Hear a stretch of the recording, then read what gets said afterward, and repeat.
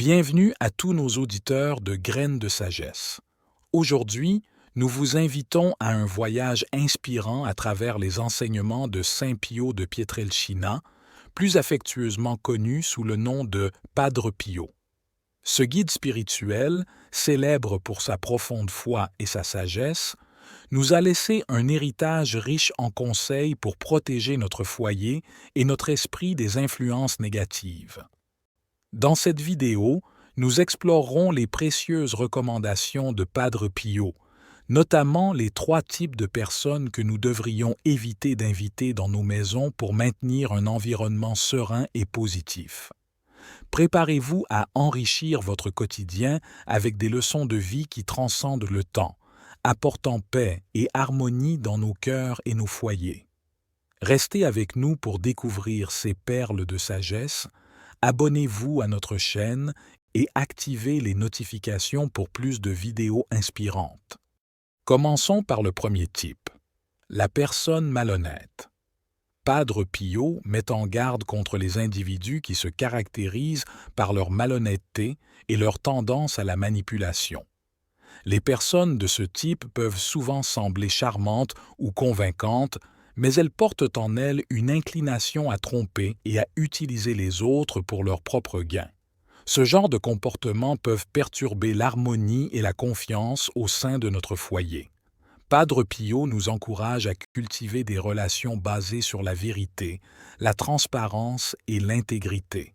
Il nous rappelle que s'entourer de personnes honnêtes renforce non seulement notre propre caractère moral, mais contribue également à créer un environnement familial où règne la confiance et la sécurité. Le deuxième type est la personne négative. Ce deuxième type de personne se distingue par son aura de pessimisme et son habitude de voir le monde sous un jour sombre.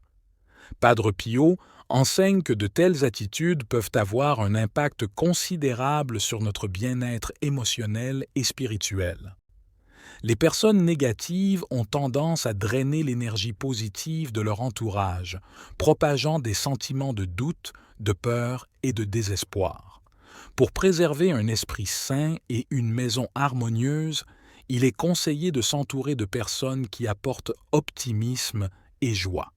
La positivité, selon Padre Pio, n'est pas une ignorance du négatif, mais une décision consciente de se concentrer sur le bon et de nourrir l'espoir et la foi, même dans les moments difficiles. Le troisième type est la personne manquant de respect pour la foi. La troisième catégorie de personnes est celle qui ne respecte pas les croyances et pratiques spirituelles d'autrui. Padre Pio souligne l'importance de respecter et d'honorer notre propre chemin spirituel ainsi que celui des autres. Lorsque des personnes entrent dans notre vie et notre espace personnel en manquant de respect à notre foi, elles peuvent perturber notre équilibre spirituel et émotionnel. Il est essentiel de s'entourer de personnes qui soutiennent notre quête spirituelle et respectent nos croyances, car elles contribuent à un environnement où la foi peut s'épanouir. Padre Pio nous encourage à accueillir dans notre vie ceux qui enrichissent notre parcours spirituel et à nous éloigner de ceux qui cherchent à le dévaloriser ou à le détruire. En résumé, les enseignements de Padre Pio nous offrent une perspective profonde sur l'importance cruciale du choix des personnes que nous invitons dans notre vie quotidienne et notre espace personnel.